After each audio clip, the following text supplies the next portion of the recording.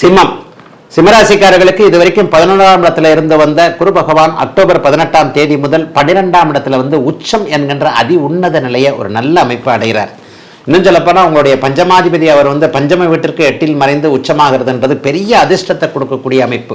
இது வரைக்கும் health issues இருந்தவங்க சிம்மராசிலே அந்த மாதிரி ஹெல்த் இந்த மாதிரி ஹெல்த் இஷ்யூஸ் இருந்தவங்க எல்லாருக்குமே அந்த ஹெல்த் இஷ்யூஸ் எல்லாமே அப்படிலாம் ஒன்றும் கிடையாதுங்க. நம்ம நல்லா இருப்போம்ன்ற ஒரு தைரியத்தை கொடுக்கக்கூடிய அமைப்பு இந்த அக்டோபர் மாதத்தில் உண்டு. அக்டோபர் மாதம் பிற்பகுதி எப்போவுமே பார்த்தீங்கன்னா உங்கள் ராசிநாதன் நீச்சம் என்கின்ற ஒரு நிலைமையை அடைவார். அது ஒரு வகையில் அது ஒரு வீக்கு தான். ஆனாலும் ராசிநாதன் நீச்சத்தை அடைந்தாலும் கூட வீடு கொடுத்தவர் வலுவாக பரிவர்த்தனை என்கின்ற அமைப்பில் இருப்பதால் அந்த நீச்சபங்க அமைப்புகள் செயல்பட்டு முதல் பகுதியில் ஒரு மாதிரி இருந்தால் கூட பிற்பகுதியில் நல்ல பலன்கள் நடக்கக்கூடிய ஒரு யோக மாதமாகவே இந்த மாதம் அமைஞ்சிருக்குதுங்க.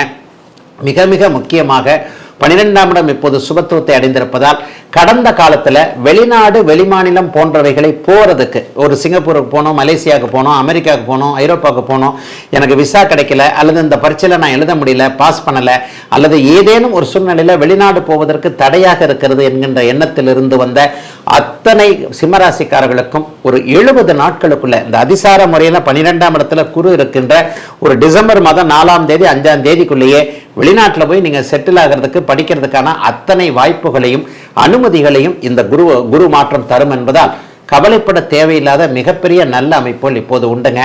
இது வரைக்குமே ஒரு வீடு வாங்கணும், வண்டி வாங்கணும், வாகனம் வாங்கணும் இப்படிலாம் ஒரு பிளான் போட்டுக்கிட்டு இருந்தவங்களுக்கு அக்டோபர் மாதம் 18ஆம் தேதிக்கு பிறகு நீங்கள் என்ன நினைச்சீங்களோ எதை வாங்கணும்னு நினைச்சீங்களோ அதற்கான ஒரு வரவு பணவரவு கையில் கிடைக்கக்கூடிய நல்ல அமைப்புகள் உருவாகக்கூடிய அமைப்புகள் இப்போது உண்டுங்க. ஒரு நற்பொருள் சேர்க்கை இருக்கும். செலவு செஞ்சாலும் அதை உபயோகமாக செலவு செய்யக்கூடிய அமைப்பு. அவரவருடைய வசதிக்கு ஏற்றார் போல சிலர் வீடு வாங்குவீங்க, சிலர் வீட்டுக்குள்ள தேவையான பொருள் வாஷிங் மிஷின், டிவி இந்த மாதிரியான பொருள் வாங்கக்கூடியது. செலவு செய்யணும்னா வருமானம் வரணும் இல்லையா? அதீதமான நல்ல வருமானங்கள் வரக்கூடிய தன்மை. அதிகாரத்திற்கு ஆசைப்படக்கூடிய சிம்மராசிக்காரர்கள் எல்லோருக்குமே அதிகாரம் கிடைக்கும் என்கின்ற நம்பிக்கை போன்ற எல்லாம் நிறைவாக இருக்கக்கூடிய அற்புதமான நல்ல மாதமாக இந்த மாதம் அமைஞ்சிருக்குங்க. ஒரே ஒரு சில விஷயம் என்னன்னா 3ஆம் இடத்துல ராசிநாதன் நீச்சத்தை அடைகிறார் 15ஆம் தேதிக்கு பிறகு. கொஞ்சம் அகலக்கால் மட்டும் எதையும் வச்சிடாம இருக்கணும். பொதுவாக ராசிநாதன் நீச்சமானாலே யாராவது ஒருத்தர்கிட்ட நம்பி ஏமாறுற நம்பிக்கை துரோகம்னு சொல்லுவாங்க இல்லையா, அந்த மாதிரி நம்பி ஏமாறுற தன்மைகள் இருக்கும்.